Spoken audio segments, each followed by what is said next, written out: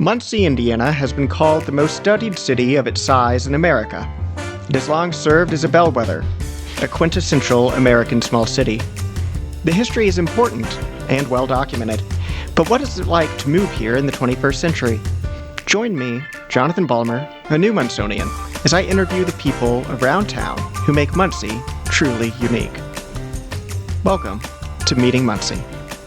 I'm here with Mayor Dan Ridenour, and I am so glad that he has invited me and to join and here in City Hall on this February day. I am going to ask what I normally ask a lot of different people, and that is how you became a Munsonian from your early years to today. Were you always a lifelong Munsonian, or did you join later, and what did that look like? Yeah, I'm one of those that fell in love with the community and moved here later. So I was not born here. I was born in Indianapolis, at St. Francis Hospital in Beech Grove, which is no longer a hospital, by the way. But that's where I grew up. And like a lot of people, we moved around. When you're a kid, you move where your parents are. My dad was a pastor. And so we lived in Indianapolis. We lived in Greenwood. We lived in Danville, Indiana. We lived in Frankfort, Indiana. We lived in, and then he had churches in, my dad was a pastor, and so he had churches also in Speedway and Trafalgar. And so I was out of the home by that point. So we moved around, and in high school I was in Frankfort, is where I was. Well, the first experience I actually had in Muncie, I knew where it was on the map, but my first experience was in high school, would have been the late 70s.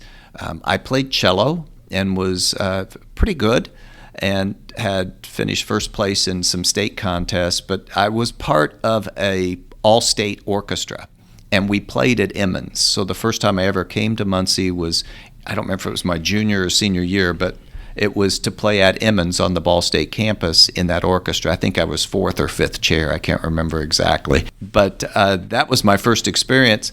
Did move here for 1 year in the 80s for work. I managed a location here and was here for a year, and then got promoted to a larger location later. So moved from here to Lafayette to a larger branch. And then back in the early 2000s, I began running a mortgage operation that was based here in Muncie for a real estate company, and was driving back and forth from Carmel. And I really grew fond of the community. The people, they're very friendly, they're very engaged, and it was just an environment I liked and wanted to be here. So we moved here back in the early 2000s. But no, I wasn't originally from Muncie. Back in February, when Mayor Ridenour and I had this conversation, it was a busy day at the mayor's office. We met in the conference room, and I made a technical mistake, which may have meant that some of the conversation didn't get recorded. That, dear listener, is all on me. To catch you up on some of the conversation that may be missing, I asked Ridenour what he would show a friend, someone who had come into town and somehow never been to Muncie. And he mentioned downtown, the trails he frequents, as he's a really big runner, and Ball State University. Then I asked him what surprised him most about being mayor, if there was something that he really wasn't expecting. This is where we'll catch up. He said a big part of the job was connections. A lot of people call the mayor's office or city hall, but it's not always for things that the mayor has direct power or control over. For example, there's the railroads or the schools, which are governed in different ways or under different jurisdictions. But his job, he said, was trying to help people find exactly the right person, the information they needed. Connections, he said, are vital. Most people are not that familiar with who is responsible for what. I mean, we don't manage the schools, and we have people who call and have questions about the schools and various events and so forth. And so we do a lot of connecting, and it surprised me how often people called the mayor's office just to get information. And we do what we can. If it's something we can handle, we handle it. If it's something that another agency needs to manage, then we refer them to that other agency. We discussed before this recording actually began some of your hobbies, about running and the trails that you've enjoyed in Muncie. And one of the things that you actually talked about was if you had a friend who was going to visit, you'd hit up downtown, you'd visit those places, but you'd also mentioned a lot about the trail system as well as Ball State. So could you tell us a little bit about why you've enjoyed running 17 full and 34, I believe, half marathons? Yeah. What is it about running on our local trail system or just in general that has captured you as something that you do as a hobby? Yeah, I really enjoy that, what I call quiet time. My wife says it's ponder time for me. So I have a lot of requests for time as mayor of my time, and seldom get alone time. And so the running for me, I do not wear headphones. I'm out in nature. I like to run outdoors. And I do a lot of pondering. I have a strong faith. I will do some praying. But I really just enjoy the nature. I like to be healthy. I try and take care of myself.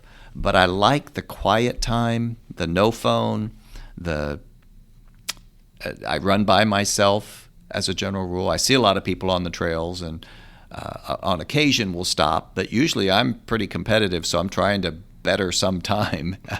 But I really enjoy the quiet ponder time. As someone who is not an athlete in any way, I will say that the long distance running just sounds grueling to me, but I'm glad that it can be a reflective time for other people, certainly. One of those things that has really driven this podcast is learning a whole lot about Muncie. There's an actually incredible amount of information. Muncie has even been called one of the most studied small towns of its size. The Lynn studies in the 20s and 30s. We have the Center for Middletown Studies, named after those studies at Ball State, which does great work. And I even listened to Marketplace, an old recording from Kai Risdall, an hour-long special called Hard Times in Middletown, which looked at Muncie as a picture of the pain of the Great Recession of 2008. So Muncie has been seen as this kind of bellwether city, a symbol of industrialization and what some people call post-industrialization in the Rust Belt. But my question is, given all of this, in your opinion, what makes Muncie more than a type? What makes it unique, different from any other place in your eyes? Well, in my eyes, I think that we are a very giving community. We rally around causes. The people do, and that giving and I think a part of it comes from gratitude. But I think that mentality is very attractive to a lot of people. I view Muncie as the perfect size city. Roughly 65 to 70,000 people. You have everything you would possibly need. You might have to drive an hour north or south to get something that you want, maybe to go to a Pacer game or Colts game or an Indy 500, but everything you need is in this size of a community.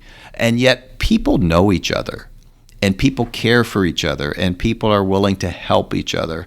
And I think that's a big drawing card. So I think Muncie is special because of what we've accomplished. I look at something along the lines of what we've done for refugees as an example of that. I mean, we now have over 150 people who have moved here just from Afghanistan or have been born here. And it was just a way to help people who were in desperate situation, who had been great supporters of the United States in Afghanistan, and now were being killed and injured and separated from their families. And we opened up our arms, our community did. We had meetings and set up a system to help those people come here if they chose to. And we're quite successful. And I think that's an example of some of the giving type of personality that's in our community.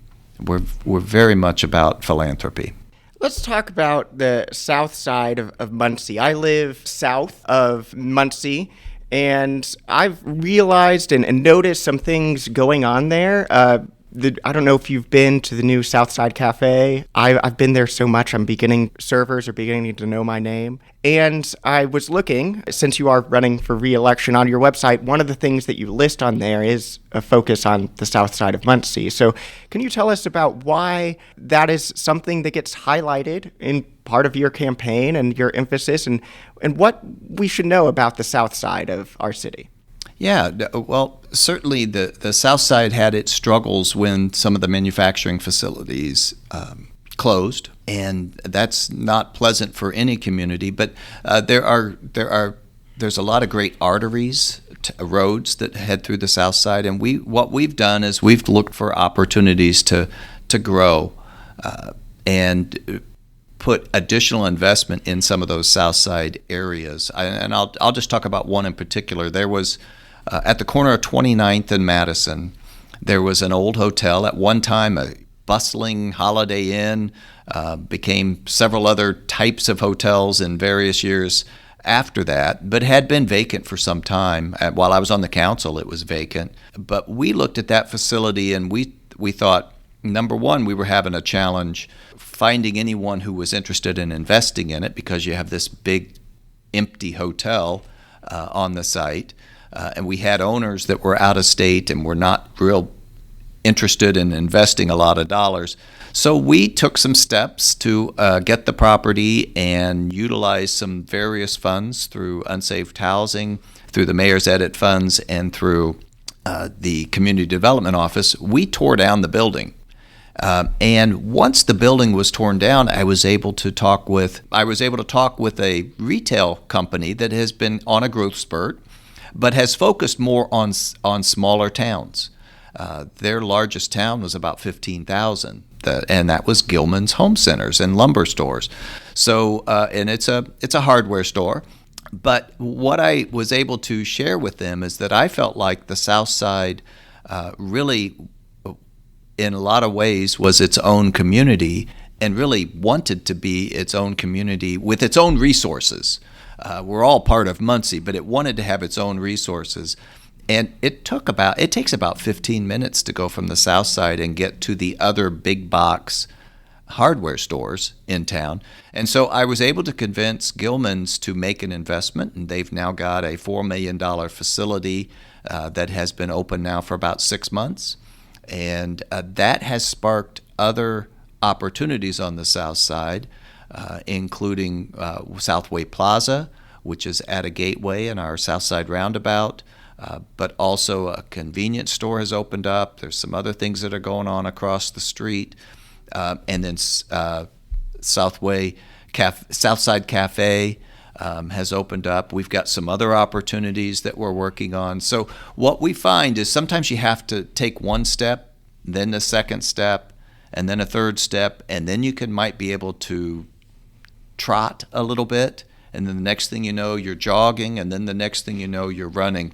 And that's what we view so many opportunities on the South Side, 20-some thousand people on the South Side, and we just felt like they needed to have some opportunities for some of the resources that exist on McGalliard to be down here.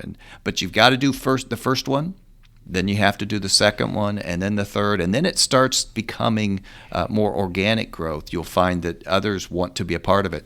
And when you add to it, I know this is kind of a long answer, but when you add to it all the new industrial jobs that are coming to the South Side, we felt it was the perfect time to make investments in the last 3 years and for the next several years on the South Side because of all those employees that are down there. They need places to eat, they need places to shop, they need places to do other activities. So that's one of the reasons. The hundreds of jobs that are coming on the South Side is one of the reasons we wanted to continue the investment. This podcast is edited in a closet office that we got with Gilman's. We painted the office to make it look nicer with paint from Gilman's. So excellent. At least I'm Charlie Gilman will be very happy about that. So I have one more main question, and then we'll go to our round of Inside the Muncie Studio questions that are more rapid fire. My question is, what do you think people might get wrong about Muncie? Any sort of perception or thing that you might hear in general? I'm certain as mayor that you not only hear from people locally, but other people in Indiana or regionally who have perceptions about Muncie. I know that I even heard things before I moved here, but without trying to lead you too much, I want this to be your own answer. What do you think people might get wrong about Muncie? Well, we've had challenges. I mean, certainly we were a booming community like others across the country with automobile manufacturing, and a lot of that went away. We still have a lot of parts of the automobile industry that are manufactured here, but it's not as prominent as a GM or a Chevy plant. So there's a feeling that it has been on the downturn, but we believe that that's changing. And we know that, like, for example, the housing permits inside the city limits are up 118%. So that's more than double. So we know Muncie's on an upward trajectory. It'll take some time for people outside this community to see the beauty of this community, but we're willing to be patient and let them learn over time. We certainly know that Muncie's a great community, perfectly sized in our opinion, especially when you add a major university and everything that comes with that. It's the perfect community, and I think all those people should move here. That's a good advertisement for Muncie. I think all of you should move here.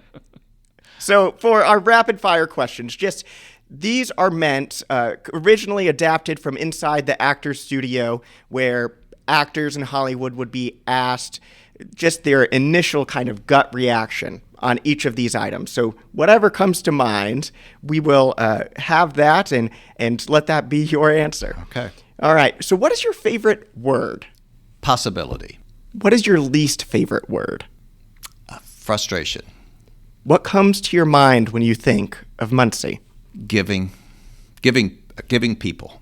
What turns you on creatively, spiritually, or emotionally? Reading. What turns you off? Negativity. What excites you about the future of Muncie? The collaboration. What sound or noise do you love? I like Indy cars.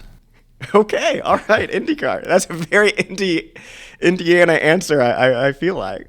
What sound or noise do you hate? I think the sound that was in the movie Dumb and Dumber in the car. I think that's the pretty most obnoxious sound I've ever heard. Hey, want to hear the most annoying sound in the world? Okay. Deliberately so.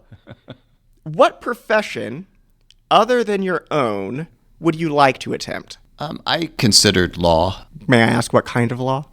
Oh, probably real estate. Okay. It makes sense given your history and your previous career. There's definite interest there. What profession would you not like to do? I don't have much skill in little tiny movements with my hands, so I would not be a surgeon.